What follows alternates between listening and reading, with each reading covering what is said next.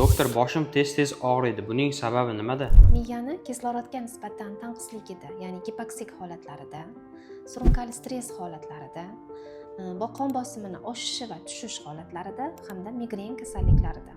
Xotira yo'qolishi, ya'ni tanishlarni eslay olmaslik xavflimi? Ha, albatta. Xotira buzilishi bu miya charchog'i, ya'ni jiddiy nevrologik muammodan dalolatdir.